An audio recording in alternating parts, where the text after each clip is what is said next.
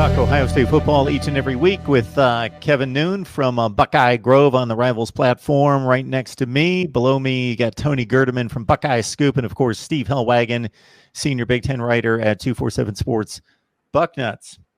So we've got this alliance, and the thing that came to mind, the overarching theme of a lot of what you said there, Tony, to me, are irreparable damage to relationships in the Big Ten. I don't think that are ever going to be recovered. And I'm looking at Lincoln, Nebraska first and foremost. They have made, with some of the moves that have been made by players officially, but also just the initial response by not just the football coach going off and everybody thinking, oh, well, of course the football coach wants to play football and he doesn't care about anything else. But when the chancellor, the athletic director all say, we're going to do whatever we can to play football with or without the Big Ten. And then, sure, it's been pulled back since then, but they pretty much confronted the Big Ten, called them out, and said, almost showed that they are one of the newest members of the conference. Because that nice wasn't there. Yeah, it's been nice just to see somebody speak against the conference, because it's so rare to see that in the Big Ten. And I guess it took one of the newer members to do that. Obviously, Rutgers and Maryland aren't going to speak against it because they're too busy counting their money. But it's nice to see the frustration laid out there from even just the fact that people are getting to talk to the AD, the president, all of that at Nebraska. They talk to the media. We haven't talked with anybody at Ohio State in a while. I assume some of it is because they don't know anything. Ryan Day may be too angry at this point to talk. But one of the frustrating things is we're getting updates on the Big Ten from the Pac-12, which is completely stupid, especially since the Pac-12 has been silent for a month or whatever. And now, that's all we've heard about the Big Ten is coming from the Pac-12. Yeah, we'd like to hook up. Let's do something. And we're talking to the Big Ten, talking to Kevin Warren every day. It's like, well, I'm glad somebody is, because Kevin Warren doesn't seem to be talking to anybody else.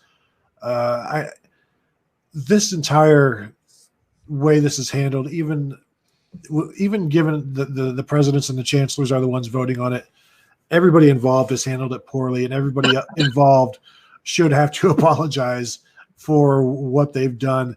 Even if nothing changes, just apologize for how it's been handled and how it's been presented and how it's been relayed, and just apologize for being, basically. Aren't Maryland and Rutgers both still on probationary JV payouts right now? Yeah, but they still get a probationary JV vote for what's going on here. I mean, I'm not one for saying that we need to have some sort of poll tax in the Big Ten, but maybe you need to have done something at some point with as a conference member before you can have a full vote, or you're one of those guys at the meetings of the five families that has to sit on the outer edge of the wall or whatnot, and you have to kind of hand your note in or whatnot. I mean, I did see one of the images that you put up about them being the captain, Rutgers being the captain there, and I made a post a couple weeks ago about we live in a world where I said that Rutgers really shouldn't be making the decision about anybody, let alone Rutgers. It's a real sad state of affairs. Terribly sad. I remain hopeful that today, next week, sometime we're going to get a green light and they'll be able to go ahead and practice. But, as I said, Michigan State yesterday, their social media people put out it was day one of preseason camp. Preseason of what?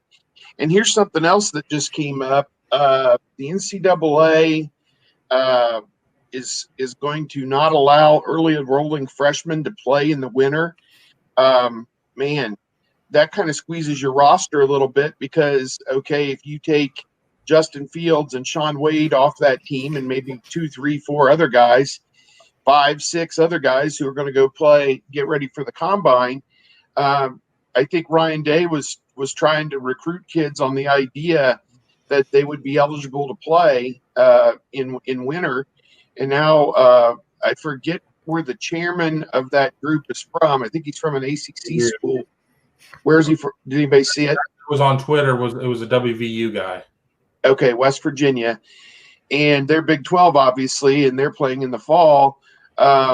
So to me, that rule's targeted toward the Big 10 and the Pac-12, obviously. So I don't know what the impetus of that is, other than potential injury, I guess, for an early enrolling freshman to be thrown right into a football game. It would be kind of hard to do, in the first few weeks of January, I would think. But yeah, I don't like that rule at all. I think that is that just seems pretty arbitrary to me. Seems like it was just something, oh, you're trying to end around by doing this. Well, we're going to stop you. We're going to play our season now. You can't play your season then, and you can't play your season then with new freshmen. So I don't know, it just seemed a little heavy-handed, like mind your own business type thing is what I would say on that. So with Shane Lyons, the head of the NCAA Football Oversight Committee, saying that that's going to be recommended to the NCAA, we pretty much think that's a done deal. Yeah, Well, when something comes out of D1 Council or whatever, it generally is adopted. It's not. I don't think that there's really going to be a good path in place for it to be disputed and for them to. I mean, it's also something you don't have time as an ally on. You can't. I mean, yeah, there's a little bit of time, but if you're Jack Sawyer who gave up your senior season to get ready to be an early enrollee for the potential of doing that. And now it sounds like that's off the table. I mean, do you try to opt back in or whatnot, or do you just sit there? You can't leave some of these guys in the lurch like that. Then again, everybody has been in the lurch for some time when it comes to Big Ten decisions or whatnot. So I guess that's just par for the course. We have some pretty high-level high school football players that, in particular, none of us here definitely want to see a spring season. But if we're going to see anything other than a 2021 fall season, I would opt for the lesser of two evils and say, okay, I'll watch Big Ten football in the spring, even though it concludes with nothing gained. But a lot of football players, high prominent football players as well, are going to be missing a senior season that we're looking forward to stepping on campus, getting their collegiate career started and playing in the winter/spring or whenever it is. That's not going to happen if this passes.